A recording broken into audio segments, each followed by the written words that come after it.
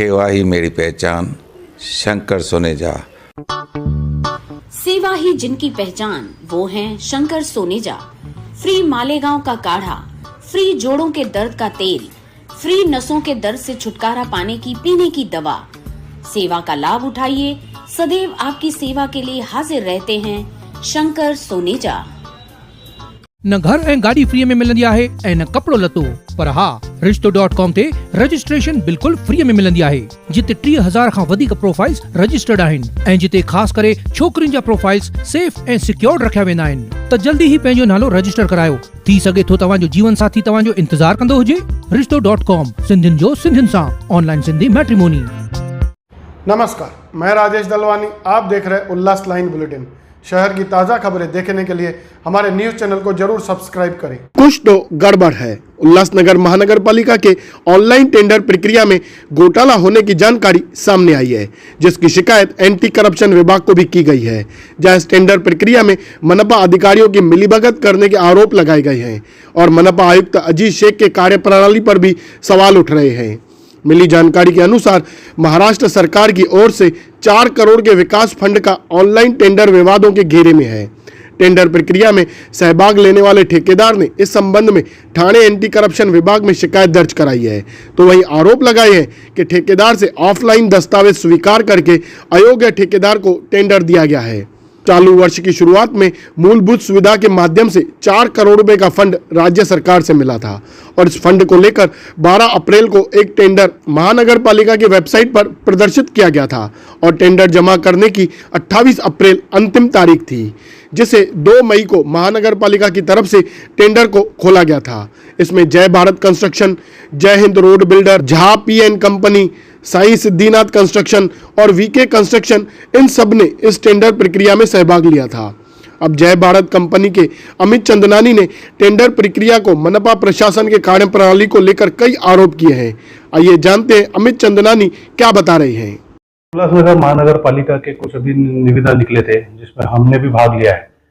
तो उस निविदा के विषय में मैं आपको बताऊं तो 2 महीने तक वो निविदा, एक तो तांत्रिक एनवलप, उनका टेक्निकल एनवलप ओपन करने के बाद में आगे उसके ऊपर कुछ भी कार्रवाई नहीं की गई थी। हमने वो डॉक्यूमेंट्स अपने लेवल पे स्क्रूटनी किए। टेक्निकल एनवलप ओपन होने के बाद में हमको डॉक्यूमेंट्स दिखते हैं जो पार्टिसिपेट करते हैं। तो हमने कुछ ऑब्जेक्शंस रेज किए थे और ऑब्जेक्शंस के ऊपर महापालिका की तरफ से हमको कोई भी जवाब नहीं दिया गया, ना ही उस पर कुछ कार्रवाई की गई।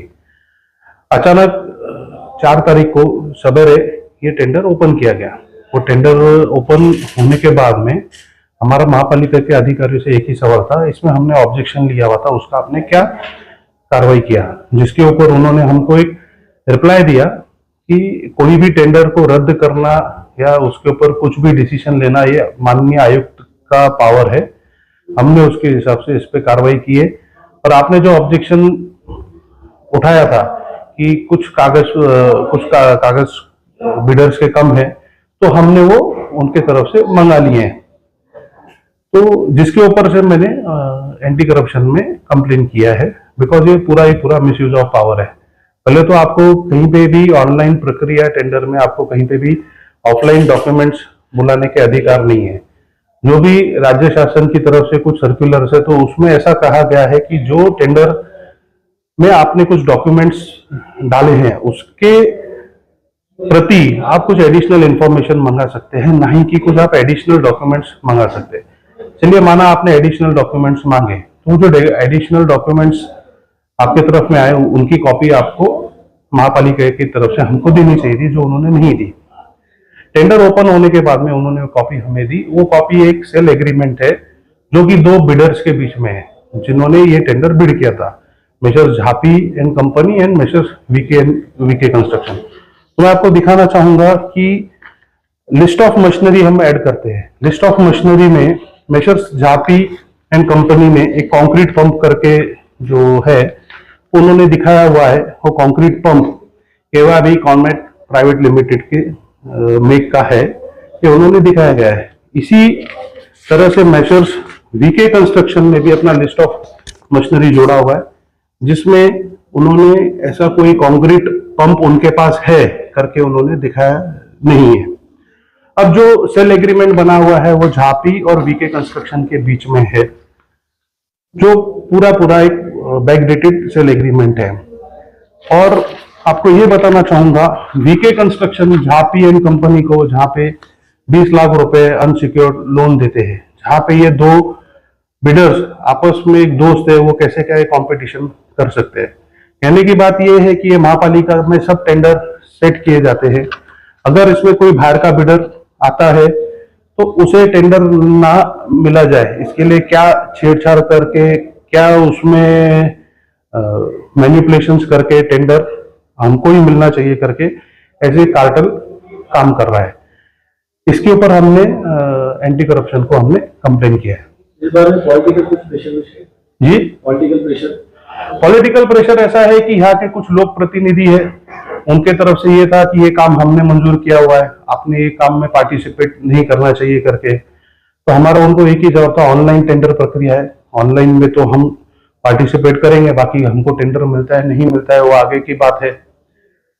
बट आमतौर पे तो आज ये बात ऐसी होगी कि ये काम हमने लाया, आपने ये टेंडर नहीं भरना चाहिए करके, ऐसा हमारे ऊपर आए दिन सब जगह से दबाव रहता है। इसके चलते काफी बार हम लोग टेंडर नहीं भरते, बट जब हम टेंडर भरते तो उसमें ऐसी कुछ चीजें सामने आती है जिसके ऊपर आज आवाज उठाना काफी जरूरी हो गया। जो सेल एग्रीमेंट जो यहाँ पे सबमिट किया वो फर्जी है, आपको ऐसा लग रहा है?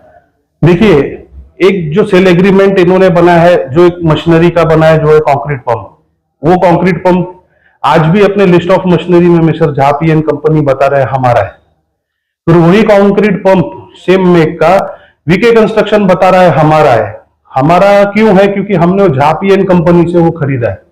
तो आज के टाइम पे काफी क्लियर है, सर्वोच्च न्यायालय की भी जजमेंट्स आई हुई है जहां पे वो क्लियर कहते हैं कि सेल ऑफ मशीनरी और परचेज ऑफ मशीनरी के ऊपर आपको स्टैंप ड्यूटी भरनी है। एक्ट काफी क्लियर है, खाली 100 रुपए के पेपर पे अगर आप एग्रीमेंट एग्जीक्यूट करते हो तो आप उसके मालिक नहीं हो सकते, और अगर आप मालिक है तो उसके आप जो सही डॉक्यूमेंट्स है आप वो सामने रखिए।